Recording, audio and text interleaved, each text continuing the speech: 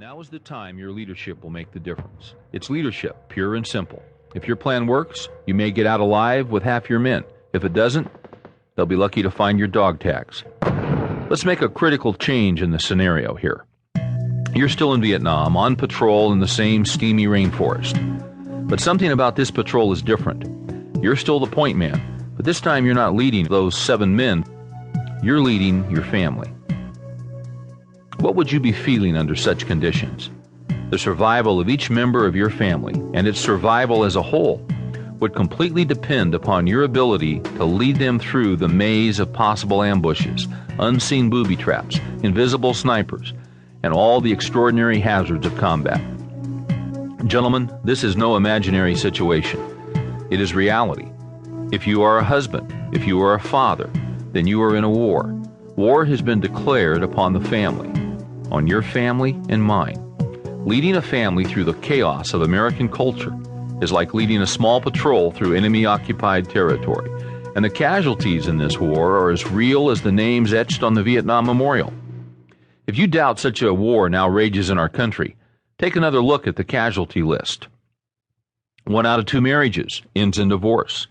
The median age for divorce is 34 for men and 30 for women.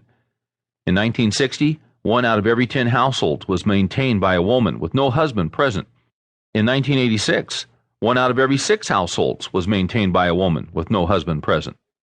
Tonight, enough teenagers to fill the Rose Bowl, Cotton Bowl, Sugar Bowl, Orange Bowl, Fiesta Bowl, and the average Super Bowl will practice prostitution to support drug addictions.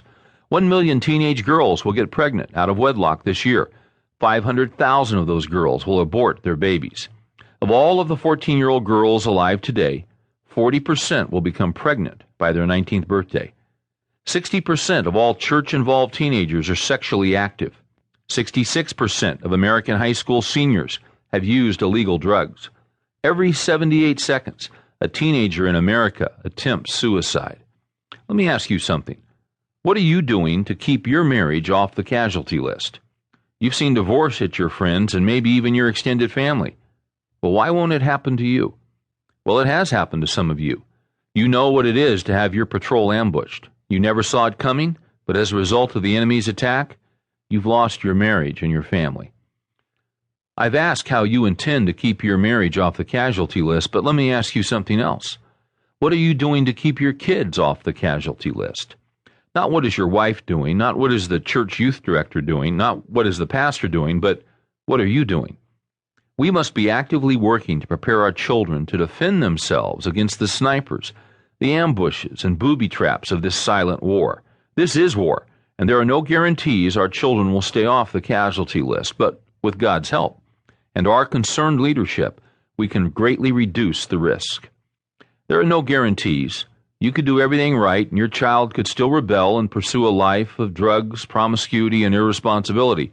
But by consciously, constantly building moral strength into your child's life, you greatly reduce the risk of that happening in the teenage years. In Scripture, God gave us a blueprint for how the family is to function. The father is the head of the family. Together with his wife, he raises his children in a home where Jesus Christ is the focus. The Bible is the most important book in the home. It is the responsibility of the parents and ultimately that of the father to make sure the children grow up in an environment that will enable them to one day become competent, responsible parents in their own right. This ensures the continuity of the biblical family for the next generation. It is abundantly clear that one of the goals of the enemy is to interrupt this link of biblical families from generation to generation. He does this by implementing 2 strategies. Strategy number 1, to effectively alienate and sever a husband's relationship with his wife. Such a division can either be physical or emotional. Both are equally effective. Strategy number 2, to effectively alienate and sever a father's relationship with his children. Again, such a division can either be physical or emotional. Both are equally effective. Families are dying all over America. They are dying on my street and on yours. And in every one of these dead homes, the autopsy would be the same. Cause of death? Strategy number 1. The enemy cannot kill a family without dividing the husband and wife. So that is where he puts his efforts, and it's working. It's a strategy.